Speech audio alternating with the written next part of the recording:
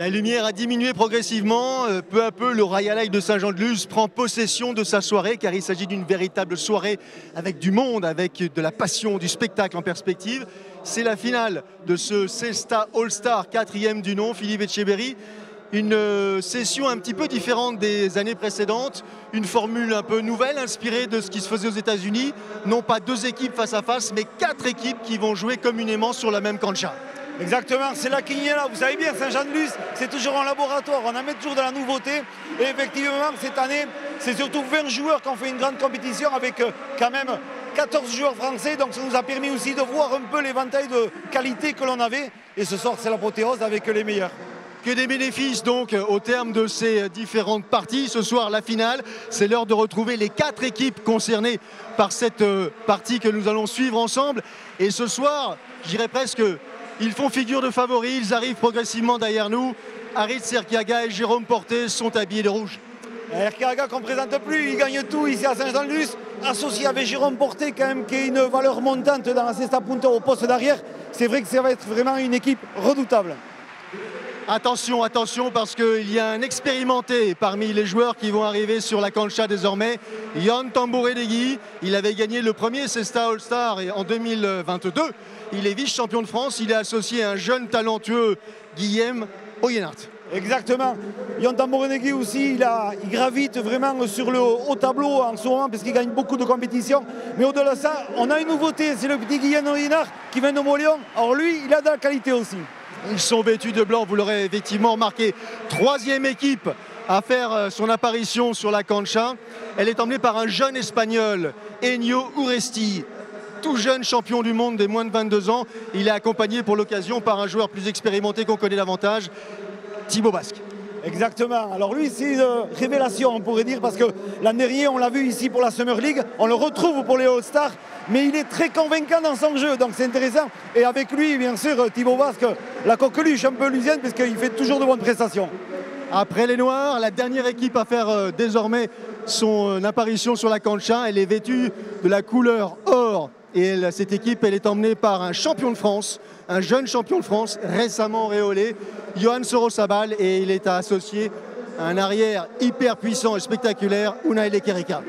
Effectivement, Sorosabal et Kirika, des noms connus, reconnus, de la qualité. Alors, c'est sûr, Sorosabal, champion de France en titre. Depuis quelque temps, il est vraiment performant avec les Kirika. Là aussi, un joli duel en perspective pour les adversaires. Vous l'aurez compris, il est très difficile de se projeter, de savoir qui va forcément mettre sa patte sur ce jeu. La partie va durer 60 minutes, pas une seconde de plus. Et l'objectif, c'est de marquer un maximum de points dans ce temps imparti. Alors, je vous propose tout de suite de nous suivre et de vivre ce Cesta All-Star, 4e du nom, tous ensemble.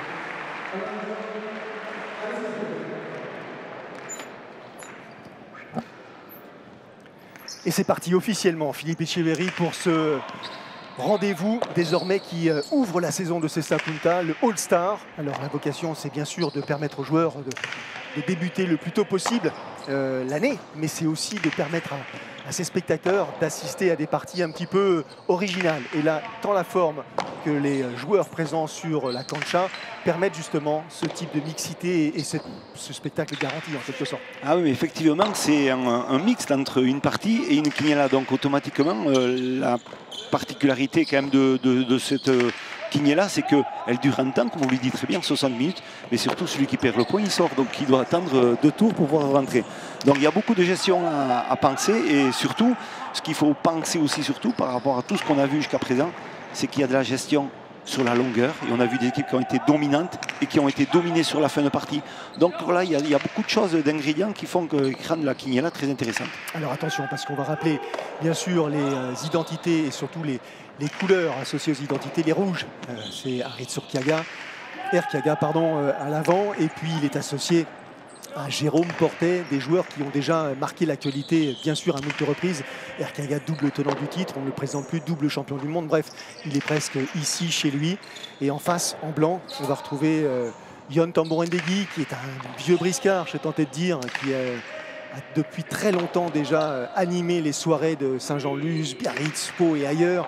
Il est associé, lui, à un jeune joueur, et c'est celui-là qu'on va suivre particulièrement, Guillaume Oyonnaert.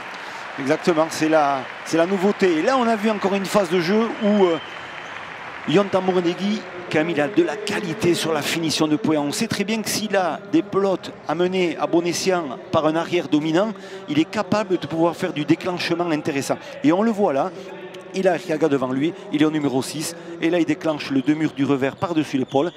Axe de jeu fuyant. Et on voit ce joueur-là, qui n'est pas n'importe qui, mais il est dominé. Premier point pour les blancs et non pour les rouges, comme c'est indiqué par erreur sur le score. Arteaga et Porté font les frais de ce premier échange.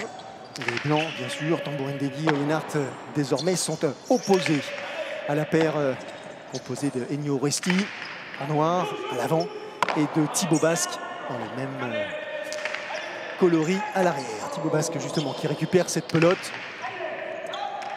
Voilà, un petit évitement de la part de Oyenart, mais c'est une pelote qui échappe finalement à Yon Tamborindegui qui peut la remiser. Le point va directement au bénéfice des Noirs. Voilà, et si on peut parler un peu de Thibaut Basque, dans cette quiniela, il a eu quand même une gestion de ce tournoi-là un peu particulier parce qu'il s'est qualifié lors de la dernière quiniela de poule.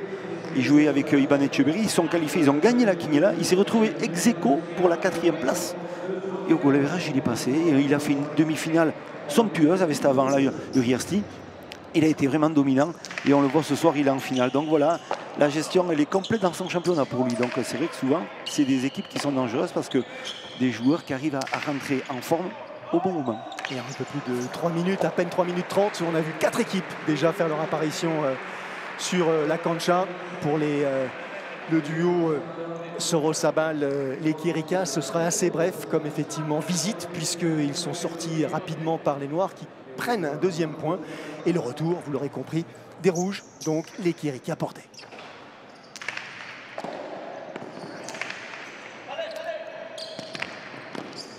Une pelote que l'arrière noir laisse au bénéfice de son avant, Ennio Oresti. Jeune joueur, champion du monde des moins de 22 ans. Exactement, en Mexico et surtout vainqueur il y a 24 heures d'un tournoi majeur de l'autre côté à Soumaya. Donc voilà, c'est vraiment la génération montante. Donc génération montante qui peut être très intéressante. Attention, 3e point inscrit par les Noirs. On va saluer, en profiter pour saluer Arket Sagaric-Colina qui est évidemment avec nous au bord de la cancha. Il aura la visite de Eric Erastorza tout à l'heure parce qu'il faut le dire qu'effectivement cette partie en 60 minutes est découpée en 3 tiers-temps, ce qui nous permettra de faire souffler les joueurs et puis nous de pouvoir effectivement réagir. Arket, bonsoir. Quel regard vous portez sur ces premiers échanges et sur ces, je dirais, cette micro-domination des Noirs? Et oui, et c'est surtout l'entrée en jeu difficile d'Alitz Arteaga et Jérôme Porté. Ce fut le cas lors de la demi-finale. Ils avaient excellé après lors du deuxième tiers-temps, mais attention, parce qu'Alitz Arteaga, vous le disiez tout à l'heure, Vincent, est double tenant du titre ici au All-Star, et la seule personne à avoir battu Alitz Arteaga en finale, c'est le joueur que vous voyez actuellement à l'écran, Yon Tamborindegui. Donc il y a un parfum de revanche dans l'air entre ces deux protagonistes, même si Alitz Arteaga pour l'instant est en difficulté. Les Blancs face aux joueurs au maillot or, c'est désormais l'opposition que propose cette finale du All-Star. Tamborindegui, juste pour être un peu plus, non pas précis, mais plus complet, il avait, je me souviens, il était arrivé à la dernière minute sur le Cesta All-Star, la première édition. Il n'était pas concerné par le jeu et il avait dû remplacer l'avant, je ne me souviens plus de qui il s'agissait, qui s'était blessé. Exactement, et chaque fois qu'il intervient dans ce tournoi, et l'an dernier aussi il revenait de blessure, mais il a fait quand même de très très belles performances dans ce tournoi-là, dans une période de l'année où vraiment il sort d'une finale de championnat de France contre Sorosabal, l'avant jaune. Mais c'est vrai que chaque fois, il a quand même arrive à grandir un peu au mois d'avril, il est en forme, il est bien. Voilà, il a tenté malheureusement un coup un peu gagnant contre Sorosabal, il s'est peut-être un peu trompé, mais comme on le dit, la gestion, il faut savoir marquer son territoire et Sorosabal n'est pas non plus, on le voit, attaque. Il a mené la pelote au fond sur le premier temps de jeu et après sur les rebottes de mur, mais pas d'angle assez profond et surtout une grosse défense de cet avant hors. Yoann Sorosabal, champion de France 2025 en compagnie de son frère Gorka qui lui a quitté la compétition au stade des demi-finales. Vainqueur également des internationaux de Saint-Jean-de-Luz en 2024, Yoann Sorosabal. Alors, les Blancs cédaient leur place aux rouges qui vont céder leur place aux noirs. Ça s'enchaîne rapidement. Déception sur le visage de Jérôme Portet. 2 points désormais au bénéfice de l'équipe au maillot or. Et les noirs qui font leur retour sur la cancha. Pour l'instant, ce sont eux les noirs qui mènent 3 points à 2. Et les rouges n'ont toujours pas inscrit le moindre point. C'est ce que soulignait tout à l'heure Arquetz.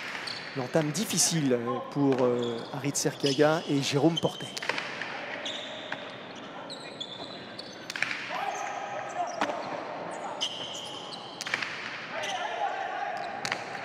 On laisse passer la pelote pour que Sorosabal en bénéficie. Belle récupération spectaculaire de la part d'Enio Resti.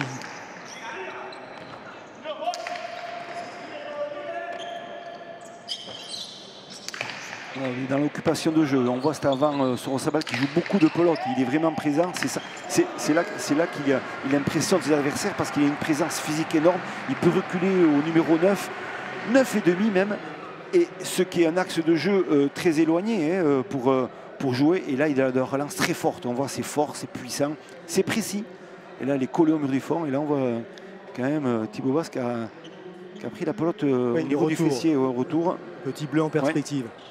Allez, 3 points inscrits désormais pour les joueurs au maillot or qui rejoignent au score leurs adversaires vêtus de noir. Ce sont désormais Tambourendegui et Oyénard qui vont tenter d'arrêter cette conquête de points enregistrée par la paire Sorosabal et les Kirika. On va voir ce que ça donne. On va chercher la profondeur pour éviter Sorosabal. Toujours aussi attentif, qui lit la trajectoire de la pelote à merveille, Yon Tambourendegui. Il laisse passer pour que son arrière puisse s'en saisir. Et attention à la droite de l'Ekirika. Équipe très complémentaire, cette équipe blanche, parce qu'on a un joueur qui est finisseur comme Yon Tambourendegui et un joueur avec lui, Guillaume Oyénard, qui est un relanceur, qui a beaucoup de puissance. Il a de la droite, il a la variation sur la droite, ça c'est bien frappé, et du revers. Donc voilà, et qui est très présent physiquement. Donc ça, Yon Tambourendegui aime jouer à des arrières comme ça, avec la qualité de possibilité d'allonger les gestes. Donc voilà, c'est une équipe qui peut faire très mal. Ne serait-ce pas l'échange le plus long de la partie? Belle récupération de la part de Guillaume Oyénard. Et cette pelote qui échappe à Oulay Ekirika. Arquez, belle ambiance dans les tribunes, ça y est. Une très grosse ambiance à Saint-Jean-de-Luz, plus de 1000 personnes pour assister à cette finale du All-Star. Et je ne sais pas si vous avez vu le geste, mais dès que le point s'est terminé, Harit Serkiaga a bondi sur la cancha puisqu'on approche la 10e minute de jeu. Son équipe est en grande difficulté, n'a toujours pas marqué le moindre point. Et il sait que la course contre la montre va être très importante pour lui. Oui, vous faites bien de rappeler qu'il y a une course contre la montre, 60 minutes de jeu au total.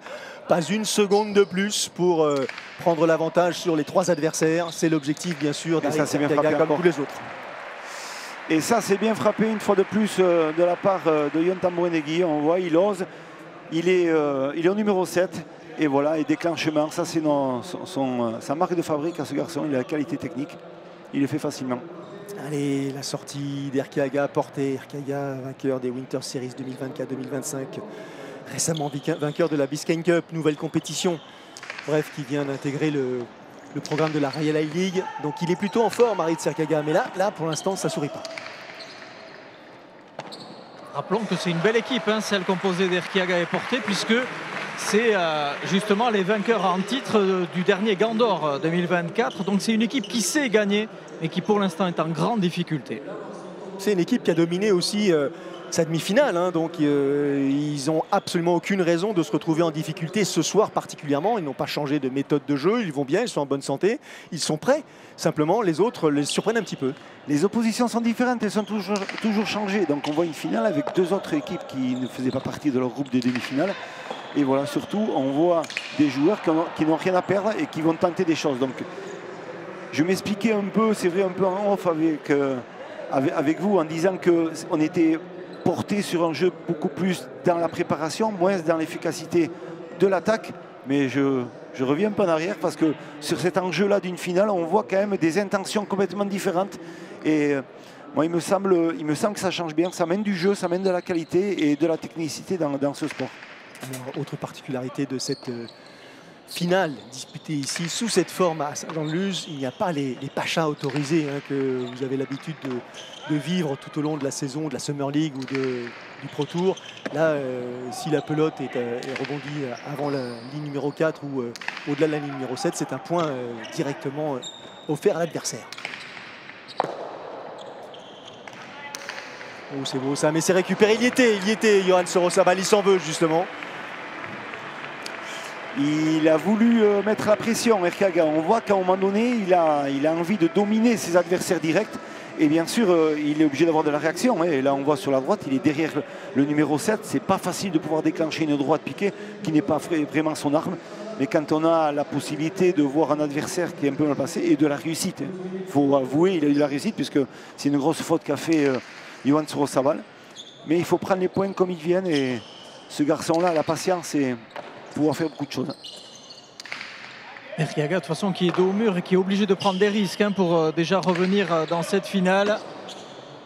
Premier point inscrit donc par les Rouges au bout de 12 minutes de jeu. 12 minutes de jeu, mais ça y est, le compteur est débloqué.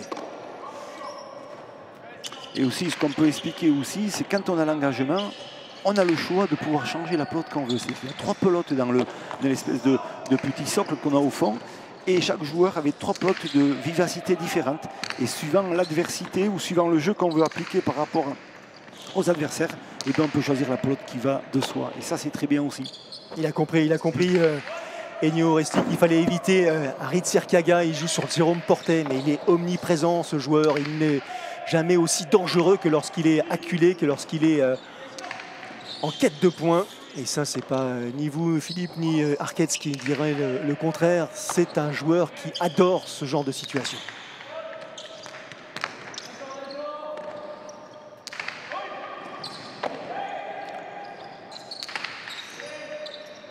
C'est une bonne relance.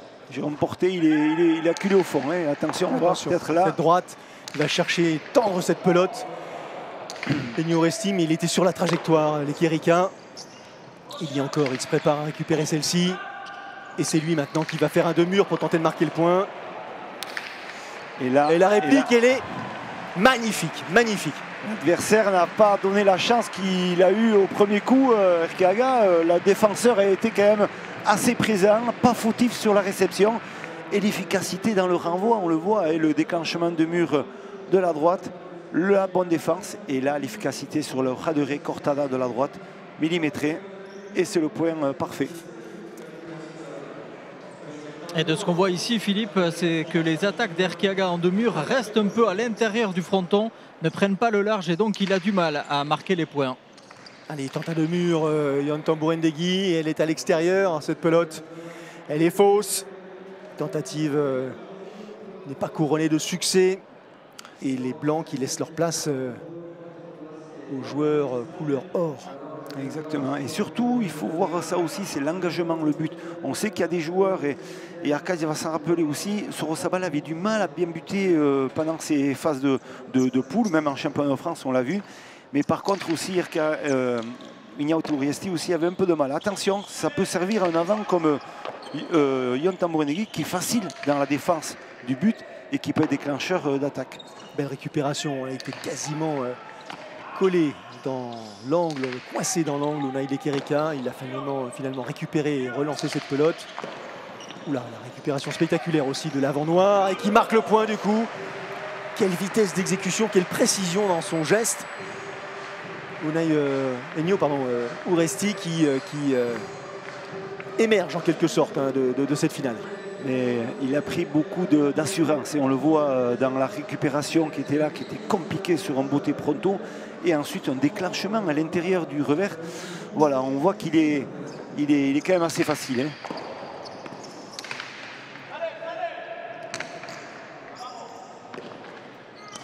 Hop là, et ben voilà, il n'en fallait pas plus pour nous contredire. Faute directe de la part de l'avant noir.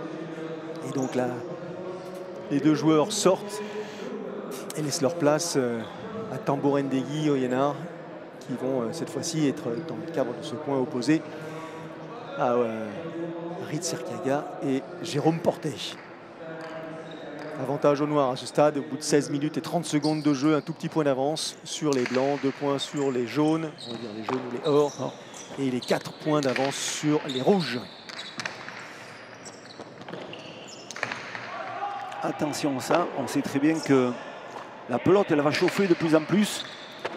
Et Halit Serkiaga il aime bien ce style de pelote parce qu'il peut s'en servir sur les rebotes. Si on ne joue pas juste, on commence à le faire reboter. On voit c'est la deuxième qu'il fait dans l'échange. Et il peut toujours distiller ou avoir vraiment de la chance avec un joueur comme Yanta Modini qui est très mobile. On le voit hein, dans ses débuts. Omniprésent, capable de récupérer dans toutes les positions ou presque. Regardez, automatiquement il se replace, il redescend pour venir suppléer son arrière. Il ne lâche pas du regard la pelote de son adversaire direct. Pourtant cette pelote va rebondir et frapper le mur de gauche entre les deux blancs et les rouges qui marquent un 3e point dans cette partie. Ça y est. Attention. Il fait le geste du 3 parce qu'il veut la pelote numéro 3. Donc ça y est, il est rentré dans sa partie. On le voit, ça y est, il a mis un peu de temps. Hein. On est quand même au bout de 17 minutes. Et là, il commence vraiment à déposer un système de jeu. Hein. Il commence à être plus attaquant. Il s'est trompé 2 fois, mais là, il continue quand même. Alors à suivre la progression justement de ces rouges. Il va pouvoir bénéficier d'un peu de confiance, d'un peu plus de temps, Jérôme Portet, pour installer son jeu. Pour l'instant, Halit Serkiaga porte vraiment sur ses épaules hein, cette finale. Mais il a besoin de son arrière, c'est évident.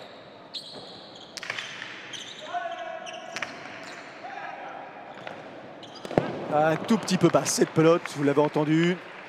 Il a été pris à les rebotes, il a été pris surtout par ce rebond, par la pelote qui a glissé au niveau du sol. Et là, bien sûr, le renvoi était plus compliqué. Et on le voit, Yohan Sorosava l'a fauté. Et un petit point de plus pour cet avant rouge et cet arrière rouge aussi, c'est-à-dire Jérôme Portet. Et attention, hein, ils vont revenir dans la partie avant peut-être le premier tempo. Hein. C'est peut-être bénéfique pour eux. 3e point consécutif pour Erkiaga Portet qui reviennent totalement dans la partie maintenant à 1 minute de la fin du premier tiers-temps. Un pelote très difficile à récupérer, pourtant il l'a fait magnifiquement Jérôme Portet, en dépit de sa haute taille. 2e récupération là aussi splendide. Et Thibaut Basque va continuer à chercher la profondeur.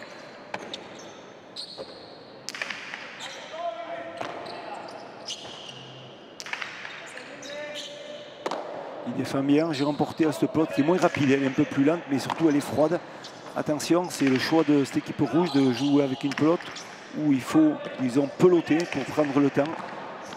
Allez, le regard, un petit coup d'œil en arrière de la part de Ennio Resti pour savoir où situer ses adversaires et savoir où placer cette pelote. Et là, elle est à l'extérieur, cette pelote fausse. Faute, je dirais presque grossière de la part de Thibaut Basque qui offre un point supplémentaire aux rouges. Et oui, il a pris des risques, il a voulu surtout essayer de ramener le jeu sur le mur du fond. Et bien sûr, en faisant ça, eh bien, on a automatiquement perdu le point. Et c'est sûr, on est à 20 minutes. On stoppe complètement la quiniela. Allez, on stoppe la quiniela, on fait reposer les joueurs, on hydrate tout le monde. On va en profiter pour retrouver Arquette en compagnie d'Eric Irastorza. Oui, Eric, on le disait, Halit Serkiaga qui est des 8 protagonistes, celui qui a le plus joué de ce type de partie en votre compagnie aux États-Unis. Il a eu beaucoup de mal à rentrer dans la partie, il lui a fallu 16 minutes. Mais là, on dirait que la mécanique est bien huilée et on commence à voir le grand Erkiaga. Oui, c'était un peu la même configuration sur les parties qualificatives. Et on sait qu'avec des pelotes qui chauffent, c'est un autre joueur. Donc voilà, j'étais avec mes amis, ils disaient ah, cette équipe rouge, attendez, il faut le laisser rentrer dans le jeu. Mais je crois qu'on va avoir du beau spectacle parce que je crois que les 3 autres équipes sont bien rentrées. Et je crois qu'à la fin, on va avoir du beau jeu. Merci Eric. Et oui, il est connu, Eric. Halit Serkiaga, il est connu de la part d'Eric Irastorza, de votre part, de la part de effectivement ceux qui vivent la Cesta au quotidien. On sait très bien de quel joueur il s'agit. Il n'a pas le palmarès qui est le sien par hasard, quoi. Non, mais exactement, il est champion du monde en titre, on sait très bien. Il sait surtout, ce garçon, dans la gestion, il sait souvent laisser passer l'orage. C'est-à-dire qu'il va perdre des points, mais il est en train de tisser sa toile. Il construit beaucoup de choses. des fois, ça peut arriver qu'il soit dominé, et bien sûr, automatiquement, puisqu'on joue à deux, des fois, c'est toujours pas facile. Mais lui, au-delà de ça, il est toujours très intéressant dans ce système de jeu. Donc, comme le disait Eric, c'est vrai qu'on peut le soulever. On a la chance de trouver quand même 4 équipes qui sont assez prêtes les unes des autres. Donc, ça veut dire que le niveau est bien relevé.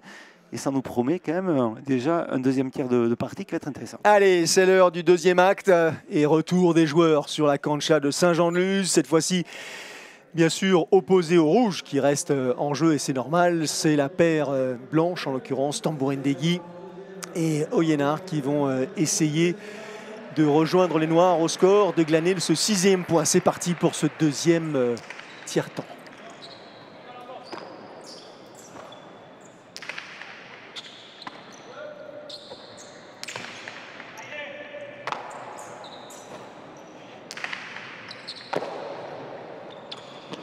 Allez, il commence déjà à distribuer le jeu différemment. On a vu dans son geste qu'il s'autorisait quelques astuces de jeu, mais il n'est pas suivi. C'est pas facile. Derrière, Jérôme Portet qui concède cette pelote, qui concède ce point plutôt. Pas eu le temps de construire. Non, c'est sûr. Et puis surtout, on a un garçon comme Guylaine Oyénard, cet arrière, ce jeune, qui a 25 ans, qui est jeune dans le système, qui a fait une saison à Dagna tout l'hiver en tant que professionnel, qui a de la qualité, qui a vraiment de l'alternance entre le revers et la droite. Et on voit sa droite, elle est gênante, elle est dominante, elle est forte, elle est rapide.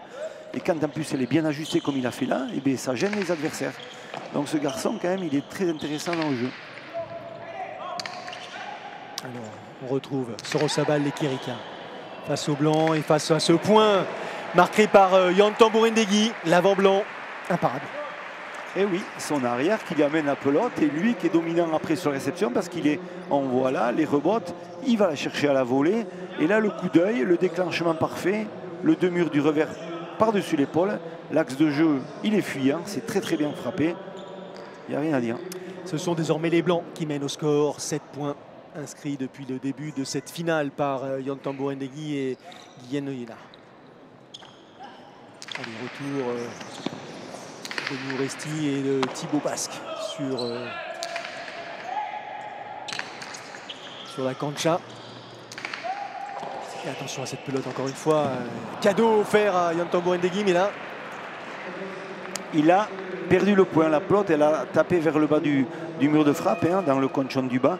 Mais bon, l'idée était bonne puisqu'il joue en avançant. C'est dommage qu'il perd contre un adversaire direct qui pouvait reprendre un peu l'égalité ensemble.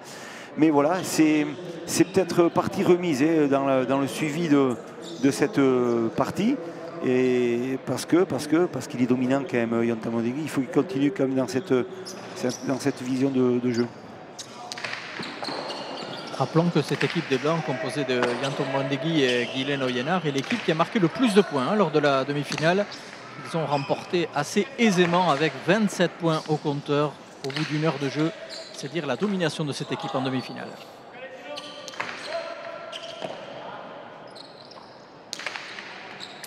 Qui faisait état du nombre de points inscrits au cours d'une demi-finale. Grosso modo, il y a une vingtaine de points inscrits par la meilleure équipe, un peu plus de 20 points inscrits par la meilleure équipe sur ce type d'échange. Philippe Echeverry, c'est le score. Oui, c'est l'habitude un peu au niveau des Quiniela quand ça se tient bien, c'est une vingtaine de points. Donc on va voir un peu comment ça va suivre la partie. Mais surtout, on sent très bien qu'il n'y a pas une domination d'une équipe plus que les autres. Et tout le monde est à ex-aequo et Paloyan a dominé de 2 ou 3 points, mais ça peut revenir très, très vite dans une Quiniela. Avoir une passe où on domine un peu plus et un peu dominant sur 2-3 points et revenir vite fait au score. Et bien là, ce sont les jaunes, les or, qui sont dans une phase un peu plus délicate, qui sont un peu plus discrets. Là. Les 3 autres équipes ont déjà pris un petit avantage. Il va falloir maintenant que Johan Sorosabal et Unai Lekirika, qui est assez discret depuis le début de la partie, Unai Lekirika, fassent la différence et reviennent au score. Et là, voici cette pelote qui peut leur permettre de revenir. Elle est remisée. À une main. Elle est remisée par Harit Serkiaga. Et là, on a sorti l'accélération du bras pour Johan Sorosabal dans une courte lance, raderée de la droite. Et là, vraiment, tout le monde a été vraiment dominé par sa puissance. Et la puissance, c'est la marque de fabrique de ce garçon. En plus, quand il arrive à faire son jeu avec la vision comme il a là, c'est très dangereux de pouvoir le contrer. Et il y a un coup de fouet énorme qui effectivement est proposé par Yoann Sorosabat en coup droit. Et attention à ce but trop long et qui vient rebondir au-delà de la ligne numéro 7. C'est donc le point directement donné à l'équipe adverse. C'est une faute technique directement dans ce Quiniela. Et donc voilà, je vous l'ai expliqué tout à l'heure, et dans le but, on sait très bien que ce garçon-là, l'avant-blanc, quand il est en défense, tout le monde a peur de lui parce qu'il est capable de rattraper des pelotes. Donc on prend des risques, hein, mais les risques ils sont limités dans une Quiniela. Entre le numéro 4 et le numéro 7, il faut faire très attention. Yann Damboa-Ndegui au but. On tentait d'accroître l'avantage, son avantage et celui de Guillaume Oyena.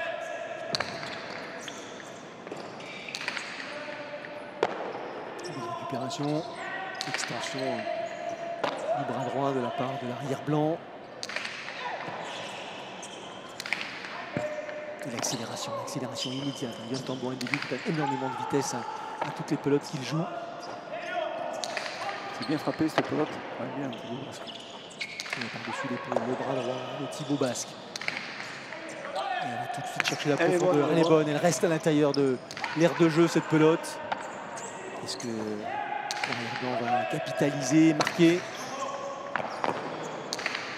Une récupération magnifique de Yann Damboa-Ndegui. Ah là là, il est gourmand, il est trop gourmand. Il attrape cette pelote en Europe, ce qui est compliqué à la base, mais on sent qu'il a moins la maîtrise dans le fait de pouvoir la bloquer. On le voit, il attrape en Europe, elle bouge encore dans son Jutera et là elle s'échappe très vite du Jutera, donc la phase de renvoi est sur la hauteur du mur de gauche et là c'est trop tard. Et la pelote elle ne peut pas repiquer dans l'aire de jeu et c'est dommage, mais voilà, on le sent quand même percutant. Yoann, il est dominant. Il est dominant et il est en tête ex-aequo, donc il n'y a pas non plus péril en demeure. C'est vrai qu'il y a la possibilité de prendre plus d'avantages, mais cette équipe voilà, blanche est bien dans cette partie. Et là, oula, la mise en jeu, au but un tout petit peu court, même très court de la part de Ennio Oresti. C'est des cadeaux qu'il aime ça. Hein. Oui, c'est des beaux cadeaux pour un avant rouge comme on connaît bien Erkiaga. Il prend, lui il prend facilement. Oui, il y a peu d'efforts réalisés, au contraire. Encore un ou deux comme ça et ce sera parfait. Il pourra mettre le coup d'accélérateur dans le troisième tiers-temps.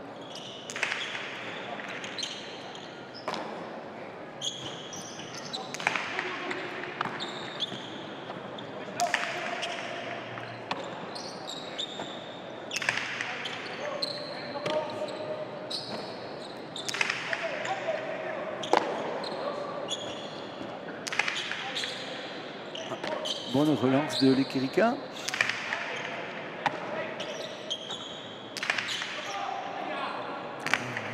Le botte de Harit Serkiaga. Facilement réalisé sur l'Ekirika.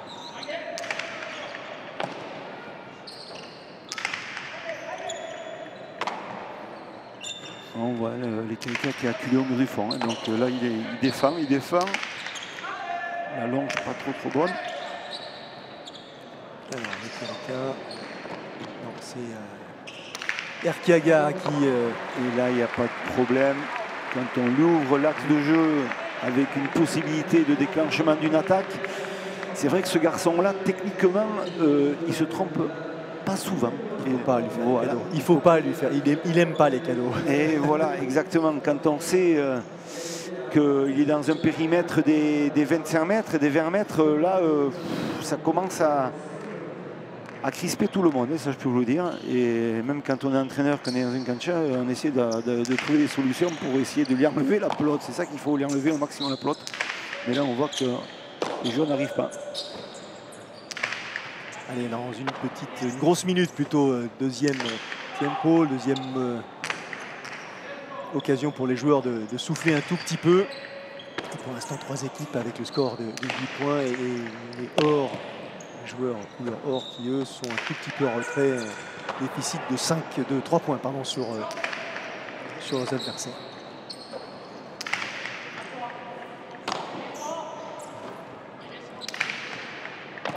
Attention. On fait durer là. Ah là, il est inscrit, il a récupéré. Il s'est trompé malheureusement.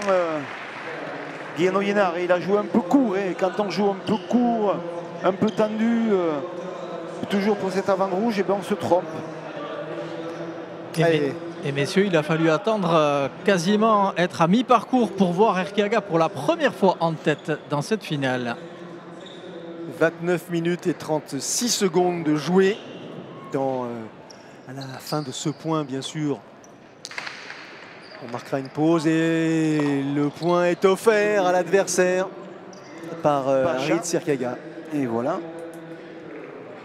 Étrange conclusion sur cet échange. Oui. Le temps d'enchaîner sur le point suivant. Du coup, il reste un capital de seconde suffisamment important. Il n'y a pas grand-chose dans le Pacha, mais il y est suffisamment pour que l'arbitre, le juge principal, il intervienne et il donne le point à l'adversaire.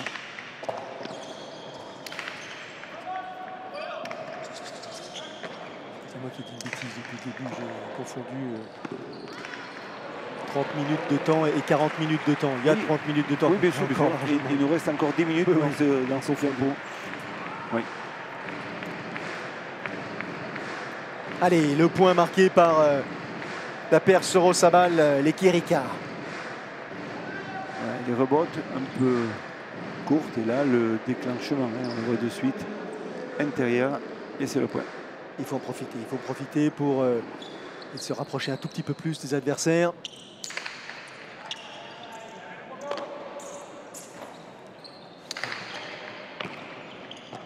Attention sur Sorosabal, la pelote elle va chauffer et on sait très bien que la pelote vive, plus la faculté d'accélération avec la force qu'il a, ça peut changer la physionomie de cette quiniela. On cherche la profondeur. Les Kirika. Le tour puissant, bien capté par l'avant blanc. La récupération spectaculaire de la part de Sorosabal, mais cette pelote qui échappe à son gant. Un nouveau point en faveur des Blancs. 3 équipes à 9 points, une équipe à 6 points désormais, après 31 minutes et une grosse poignée de secondes. Très disputé quand même cette quiniela. Je pense que c'est la première qu'on voit entre ces demi-finales et finales en 4 équipes, parce que 4 équipes étaient une physionomie de parties différentes et on voit bien que là le duel est là. Tout le monde a envie de gagner ce tournoi à l'All-Star et ça fait partie vraiment d'une période de l'année où il faut marquer un peu aussi le territoire, c'est important. C'est une des vocations de ce rendez-vous aussi, c'est en étant placé tôt dans la saison, c'est de redonner aux joueurs envie de les remettre sur la route effectivement des échanges, des compétitions. Après, il faudra patienter un petit peu jusqu'au mois de juillet, mais ça va revenir plus facilement. Voilà, exactement, de retrouver un public, voilà, d'habituer un peu tout le monde à revenir dans les Rayala, parce qu'on a passé l'hiver. L'hiver, c'est jamais trop facile de venir dans les Rayala, et on le sait bien parce que c'est pas adéquat avec le temps. Mais c'est vrai que dès qu'on finit ce championnat de France, eh bien de suite, on capote sur ce championnat des All-Stars. Et les All-Stars, on voit l'envie de ces joueurs de bien figurer dans ce championnat. L'accélération de l'Espagnol Elioto Resti qui ne peut pas supporter d'être contré par Harit Sirkaga. Et donc point inscrit par les Noirs. Harit Sirkaga en difficulté au but. Il a fait un but faux tout à l'heure. Là, il a livré le but. C'est un secteur de jeu dans lequel il va falloir régler la mire s'il veut l'emporter ce soir. Et d'autant qu'on insistait tout à l'heure sur l'absence des Pachas, mais c'est d'autant plus pénalisant plutôt, oui, sur cette compétition. Oui, c'est vrai que logiquement, on a le droit à 5 Pachas, donc ça donne toujours un petit peu de garantie sur le fait de fauter. Et là, il n'y en a aucune garantie. Donc, il y est l'arrière. En l'occurrence, Thibaut Basque qui remet cette pelote de manière acrobatique. Et elle est fausse, la pelote. Elle a été fuyante.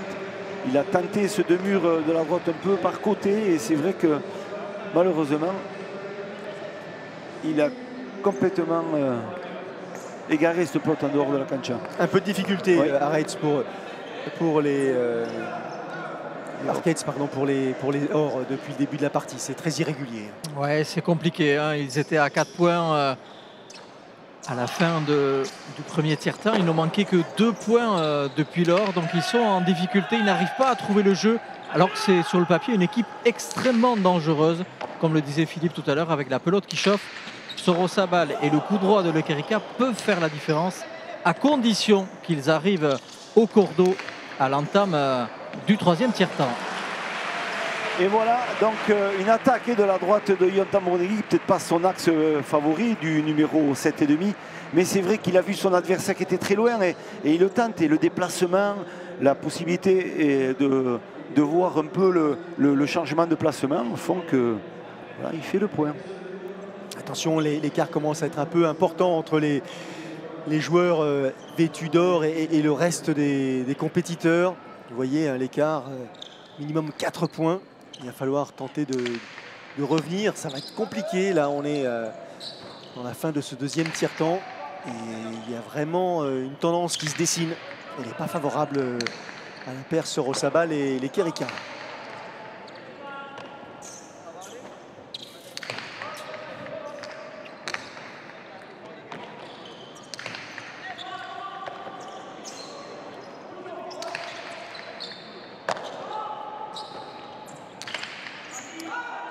Allez, ce point important hein, pour les Blancs.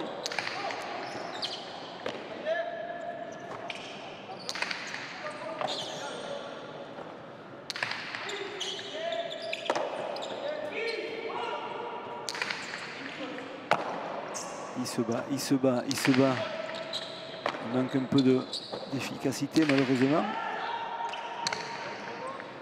Attention à cette pelote, les rebotes droit réussi par Yon Tambourine Degui, bien lu de la part de son adversaire direct, Erkaga.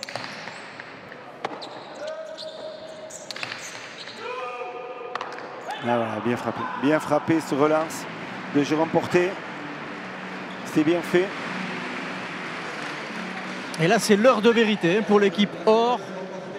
On est à 36 minutes et 30 secondes de jeu. Ils ont 5 points de retard sur les leaders. C'est le moment ou jamais pour se relancer dans cette finale.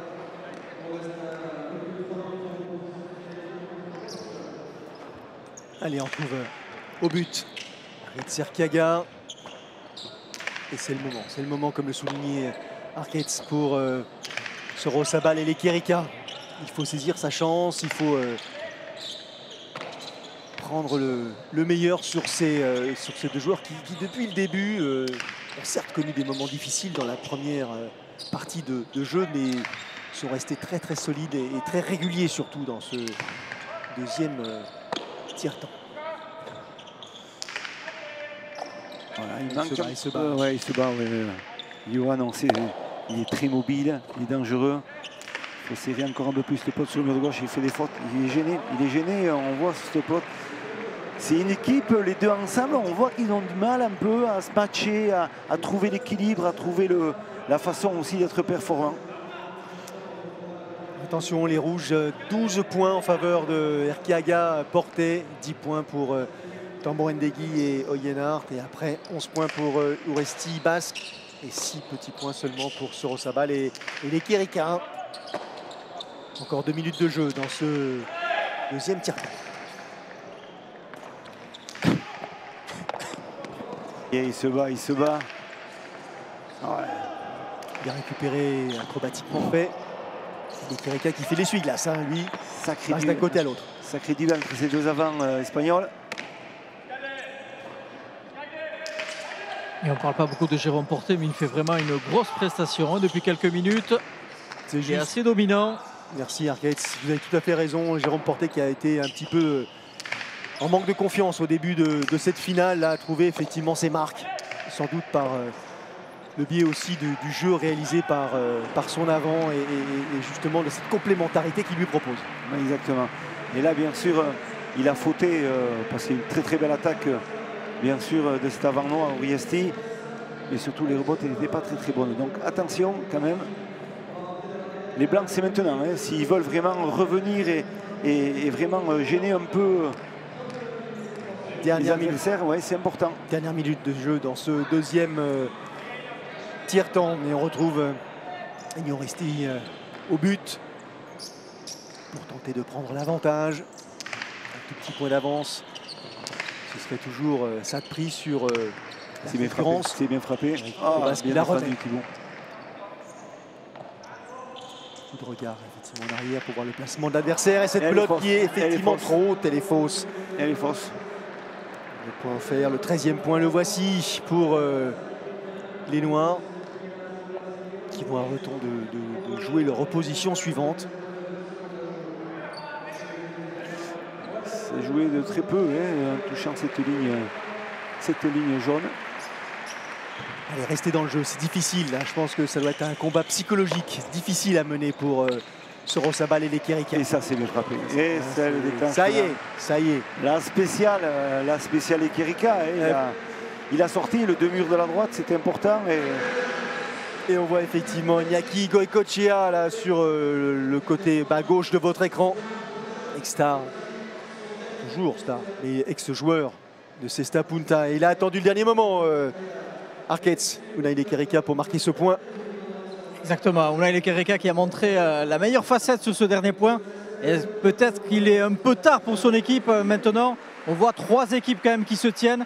Et les Noirs et les Rouges pour l'instant qui sont en tête et qui prennent une option. Oui, c'est vrai que l'équipe jaune est un peu en retrait, des pelotes qui ne leur conviennent pas trop non plus. Donc, mais c'est vrai que ces 3 équipes, voilà, elles font le spectacle. On ne sait pas très bien qui c'est qui va sortir du lot. Et je crois qu'on assiste à de très beaux gestes techniques entre le jeune Uresti, Erkiaga. Et voilà, je crois que jusqu'à la fin, ça sera serré. Mais définitivement, l'équipe jaune sera un peu plus en retrait. Sur quel détail ça peut se jouer maintenant? Ça peut aller très vite. Une pelote qui chauffe beaucoup, qui convient très bien à une équipe. Ils font 4-5 points et puis mentalement, ils prennent le dessus. Donc ça peut se jouer vraiment dans les détails. Merci Eric.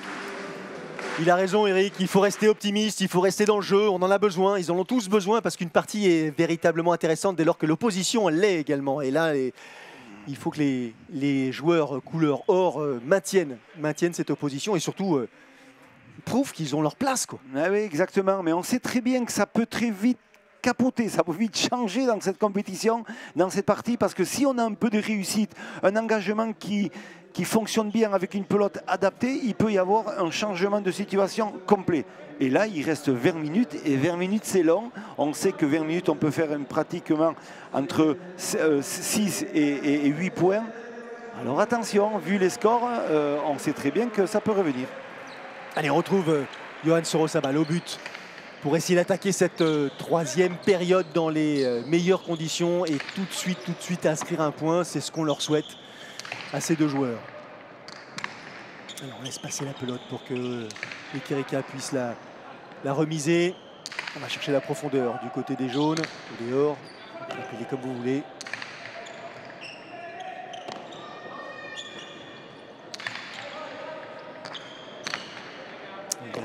Pour les Kérika, facile à récupérer pour Yohan Sorosabal, mais c'est finalement son arrière. On a les Kérika. Ouais.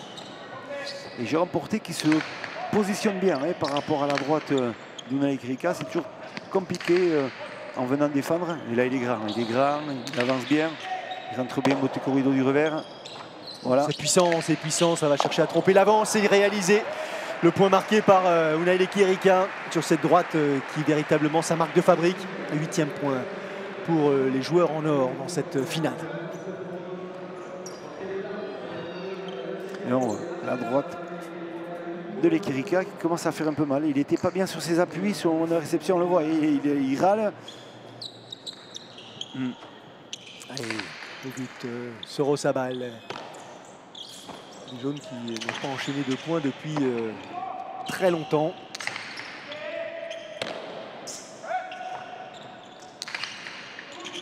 Tenter de récidiver face aux blancs cette fois-ci. Un père tambourin.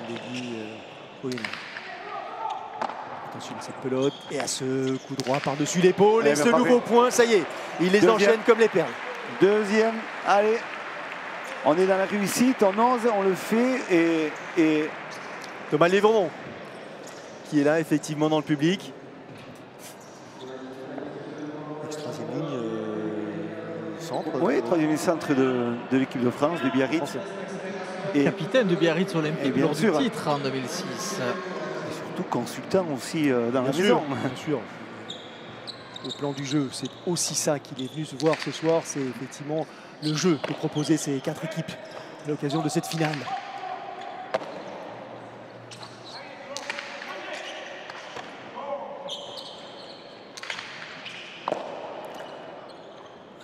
Sur la vitesse, c'est fort, c'est frappé. Bien récupéré ça par là, Thibaut Basque. Attention à la hauteur, est lié pourtant, c'est bien fait. Thibaut Basque en extension qui se saisit de cette pelote à nouveau. Attention, il domine le point, on voit Il va qu'il chercher le rebond, Voilà. il va chercher à tromper l'arrière adverse, mais il est toujours présent. Et il avance Basque, il avait pressenti effectivement le geste de Johan Sorosabal. Et la relance est bonne. Il a rehaussé le ton, hein, Ouais. le niveau, Johan Sorosabal dans ce point-là. On a gagné en vitesse, en accélération, en implication en quelque sorte. C'est sans doute l'échange le plus spectaculaire depuis le début de cette finale. Oula, on est un peu gourmand là du côté de Ennio Resti et on offre un point supplémentaire aux adversaires, si bien que Sorosabal et les Kirika maintenant atteignent le score de 10 points. Et voilà, c'est un jeu où il faut prendre des risques, on le sait bien. Et là, il a risqué sur le jeu de la droite par-dessus l'épaule. Voilà, et puis surtout, ça fait du bien à cette équipe. Et comme vous le disiez tout à l'heure. Ils ont besoin d'être challengés, Mais il faut les bien sûr. piquer un petit peu, mais c'est ça terrible. Les sportifs de haut niveau, il faut aller les chercher. C'est le 4e point consécutif pour cette équipe Or. Série en cours.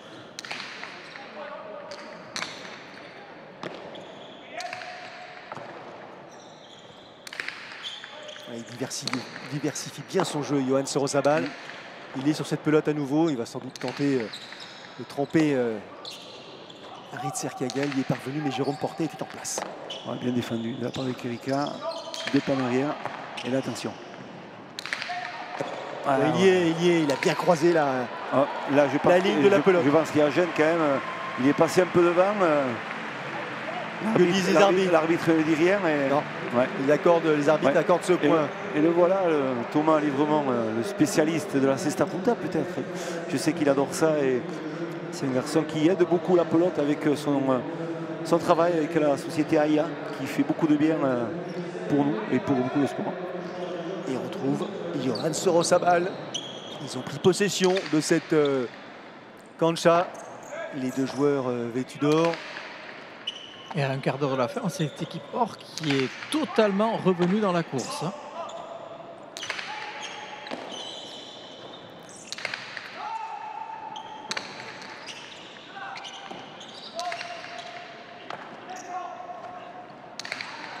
On varie le jeu, on prend des risques. On est obligé de sortir des attitudes incroyables côté adverse pour mettre cette pelote encore en jeu. On accélère. C'est bien frappé ça. Ouais. Belle droite de la part de Guy Levert.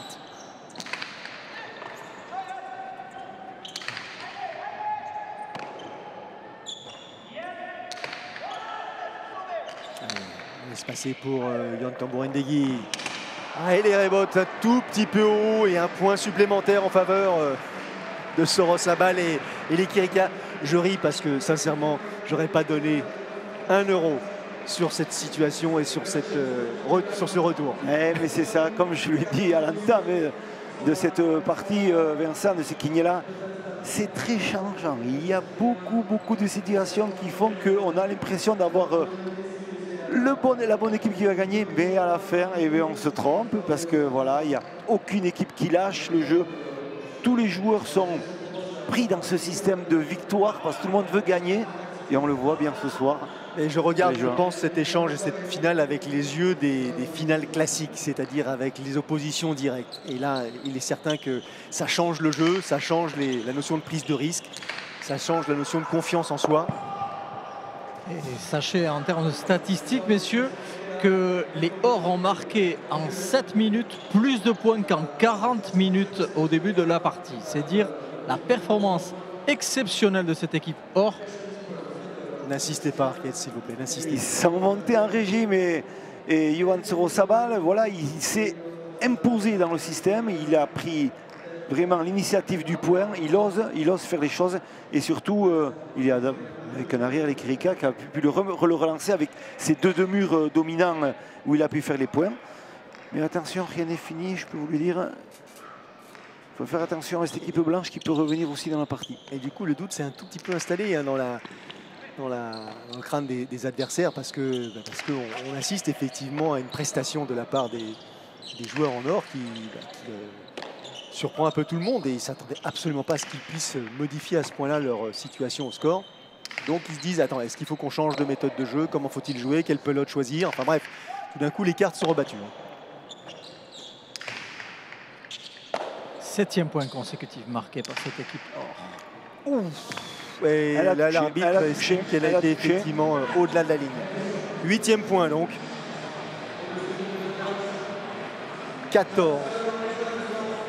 On les avait laissés avec un score de 7 points, quasiment, je dirais, la porte de sortie désignée, perdue.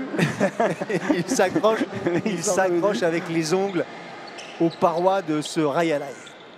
Magnifique, belle leçon. Ouais, c'est ça le sport de haut niveau. On a des guerriers là, sur la cancha, on a des joueurs qui ont envie de gagner, de marquer leur nom dans ces All-Stars et surtout grosse qualité de jeu. Et ça joue bien.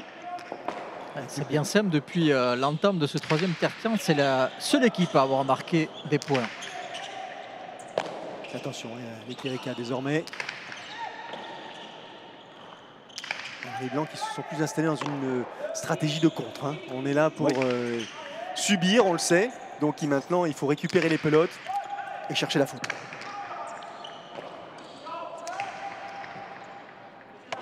Ça a changé leur façon de concevoir l'échange, c'est indéniable.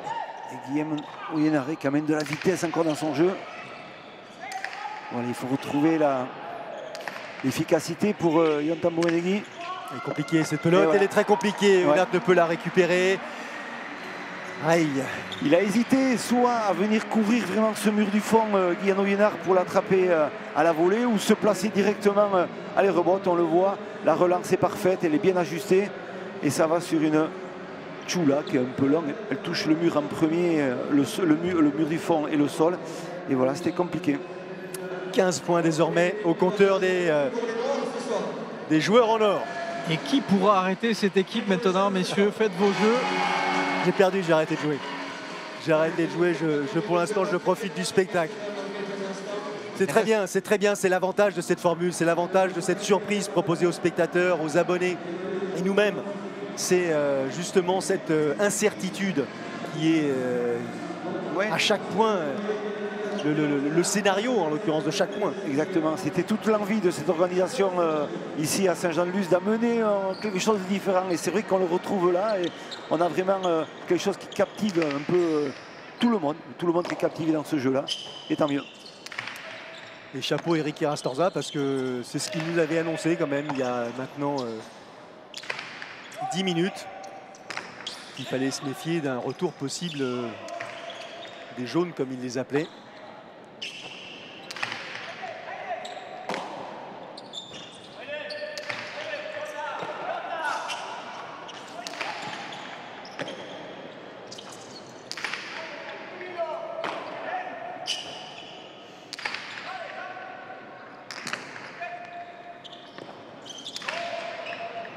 Allez, la récupération Thibaut Basque. Du bout du gant. La pelote.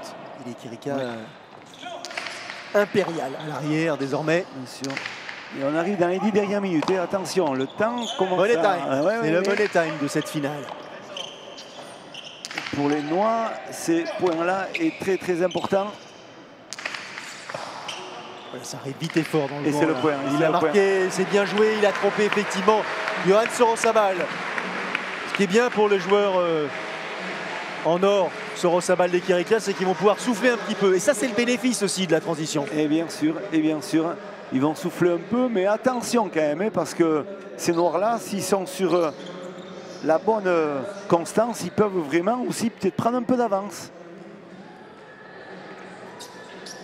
Allez, on retrouve Eneo Resti au but face au rouge cette fois-ci. Erkiaga porté. Resti supplé par son arrière Thibaut Basque, bien sûr.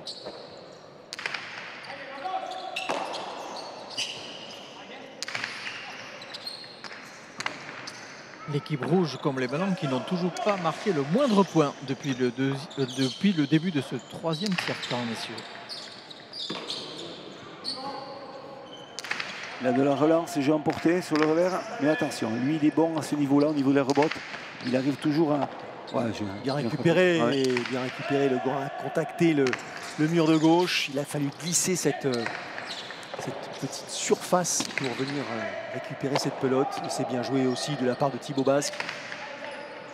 Il s'était fait oublier un peu cet avant rouge, mais attention, hein, s'il reprend un peu les manettes de l'échange, il peut de suite remporter intelligemment, le laisse un peu à la manœuvre.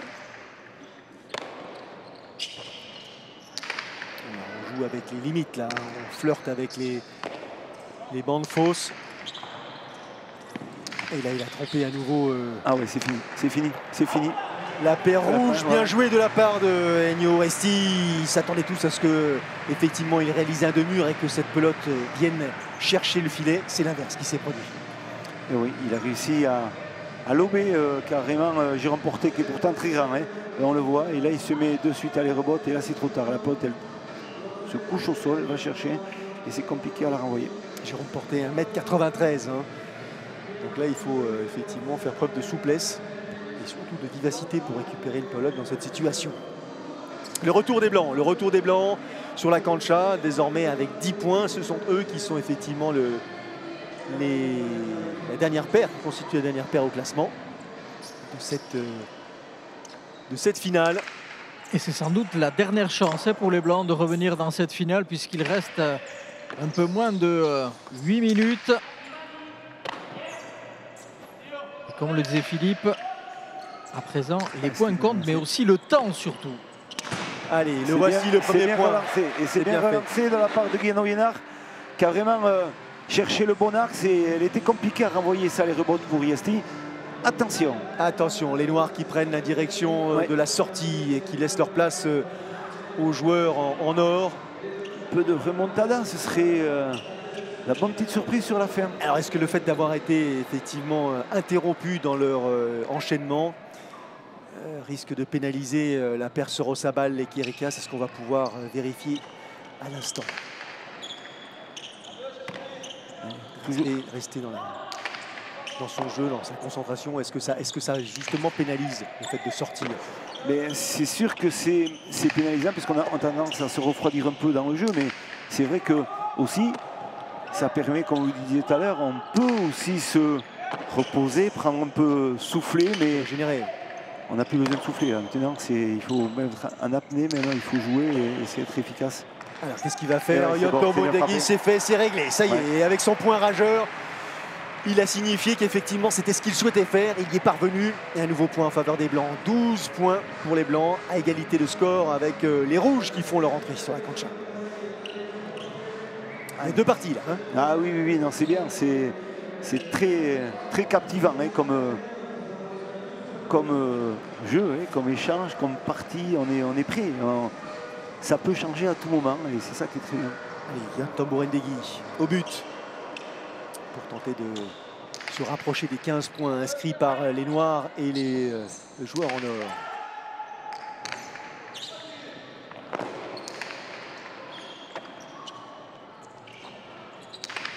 Voilà, et la faute directe commise par Jérôme Porté à cet instant de la rencontre.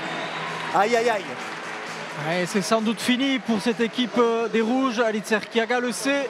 Il reste moins de 5 minutes. Ça va être très très difficile de revalider son titre aujourd'hui. Immense déception pour Jérôme Porté. Bien sûr, le masque sur le visage de Alitser Kiaga qui va tenter l'impossible dès qu'il aura la possibilité, la chance, enfin du moins l'occasion de revenir sur l'aire de jeu. Mais c'est vrai, Arquette le dit, ça va être très court. Ouais, ça va être compliqué quand même. Pour lui, ça va être compliqué maintenant de pouvoir revenir à la partie. Et, oui, les cartes, c'est les Blancs qui les ont en main hein, pour pouvoir dominer. Et surtout, ils retombent contre ces Noirs-là qui sont à 15 points aussi. Donc, celui qui fait ce point-là, attention. Et on va jouer la montre, on va commencer à jouer la montre, hein, c'est certain.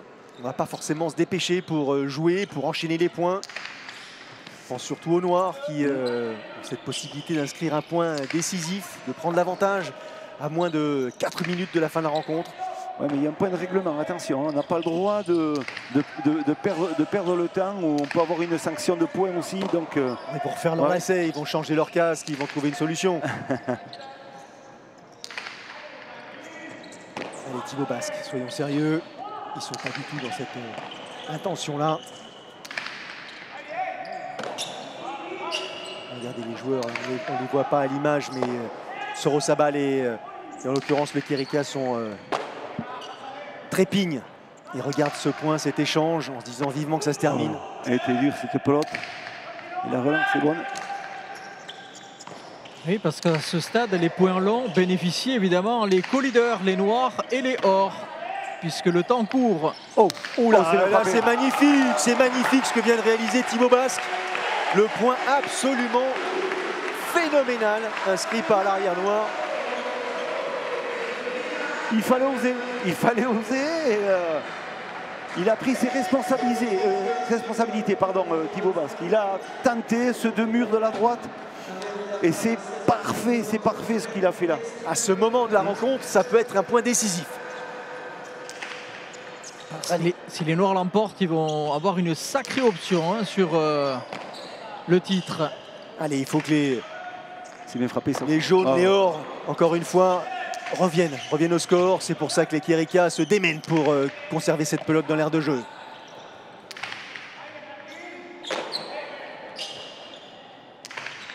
Un tout petit point d'avance au bénéfice des noirs. 16 points pour les noirs, 15 points pour les or, 12 points pour les rouges, 13 points pour les blancs. Et moins de 3 minutes de jeu. Ouais, là, c'est clairement la balle de match. Hein. Allez, ça se tend effectivement, on s'aperçoit, on reste hyper concentré. Regardez comme les joueurs défendent les pelotes.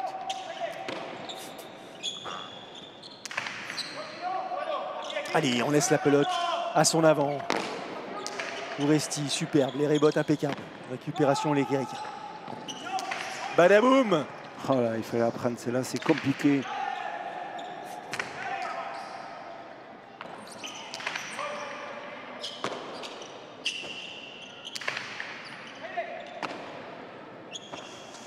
Quel échange. C'est la deuxième fois au cours de cette finale que cette opposition nous propose ce genre de spectacle. Allez, moins de 2 minutes de jeu. Et là, on peut vous dire que le titre va se jouer entre ces deux équipes. Hein, maintenant. Oh, c'est une bien bonne récupération encore du Resti. Ils y sont à chaque fois. Voilà. Et les Quirica qui ne changent pas désormais son habitude. La droite, attention, l'accélération et l'intérieur d'Urestine. Et Sorosabal avait lu la trajectoire. Et on se replace en apnée totale, Philippe. C'est ce que vous disiez tout à l'heure. Tout à fait. Là, on a mal nulle part, je peux vous dire. Et c'est des points durs et des points qui ont bien frappé chaque fois. La récupération, le rebond. Capté par le Quirica, toujours. Oh là, et là aussi en extension. Elle était dure, celle-là. Elle est bien frappée derrière, je peux vous dire. Allez, on va attaquer la dernière minute de cette finale du All-Star 2025. Dernière minute de jeu. Je peux vous dire que là, l'avant noir aussi, il est fatigué. Ils sont tous... Personne ne veut commettre l'erreur. Personne ne veut faire la faute directe. Oh là là, il fallait la prendre. Elle est bien frappée, Il va falloir qu'ils concluent les jaunes quand même, parce que sinon ils n'auront pas l'occasion. Oh, c'est le point du titre et pour les noirs, s'ils l'emportent. Allez, moins de 30 secondes de jeu dans cette partie. Quelle conclusion nous offrent ces joueurs à cet instant sur le Royal Eye dans le Royal Eye de Saint-Jean-de-Luz. Quel spectacle. J'imagine que dans les tribunes, les gradins, tout le monde allait effectivement les yeux rivés sur cet échange. Et on peut avoir une égalité, attention, on peut avoir une égalité à deux équipes. Et le point, le point est inscrit par les Noirs. 17 points désormais en faveur des Noirs qui vont changer d'adversaire, bien sûr, changer de position.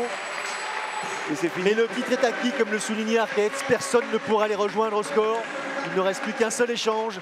C'est le dernier échange, en l'occurrence celui pour le spectacle. C'est fini, voilà, c'est fini, tout le monde a messieurs. décidé de prendre la bonne décision, d'arrêter le jeu. C'était pas indispensable, loin de là, de poursuivre cet échange, cette partie. Victoire ici à Saint-Jean-de-Luz pour la paire Urresti-Basque dans cette finale du Cesta All-Star 2025. Quelle partie, Philippe. C'était extra. Je me suis régalé parce qu'on a vu de très belles choses. On a vu des joueurs très engagés et ça, on aime ça. Et de la qualité technique du jeu, voilà, du suspense. Tous les ingrédients étaient là. Allez, on va prendre l'avis d'Eric Irastorza au micro d'Arquette. Eric, on le disait à l'entrée de ce troisième tiers-temps, on a eu le retour, la chevauchée fantastique après la révolte de l'Ekerika qui a fait trembler la finale et finalement sur un coup du sort et vraiment une très grosse prestation de Thibaut sur le dernier point. C'est les Noirs qui l'emportent. Ouais, une très belle prestation de son avant aussi et je crois qu'ils ont joué très bien ensemble. Ils ont su attendre le point. On sait que l'Ekerika est très dangereux avec la droite. On l'a vu, ils ont fait je crois 8 points d'affilée. Et je suis content parce que Thibaut a mis en place un peu ce qu'on travaille aussi tout au long de l'année avec Fifi et ça se voit à la fin et il le mérite amplement. Thibaut, une grosse satisfaction pour vous et Niao Urresti d'avoir remporté le titre, d'autant que, on le disait tout à l'heure, vous êtes qualifié in extremis en phase de poule au dernier moment et finalement vous l'emportez. Ouais, déjà la chance de passer en demi, c'est vrai qu'à 2 points je ne passais pas et j'étais content de passer en demi. Et après, au vu de la demi-finale, on savait qu'avec Urresti, qui joue super bien en ce moment, qu'on pouvait faire quelque chose dans le tournoi. Voilà, on savait que Sorosava et Kaika, ils étaient beaucoup en retard sur les 2 premières manches, mais qu'au vu de leur niveau, ils allaient remonter et ça allait nous aider. Voilà, sur le dernier point, c'est beaucoup de chance, beaucoup de maîtrise technique aussi, parce qu'il y a beaucoup de pelotes et des 4 qui sont relevés et qui sont quand même assez difficiles. Sur le dernier, j'ai essayé de jouer au poignet, comme il m'a dit Eric, sur une des manches.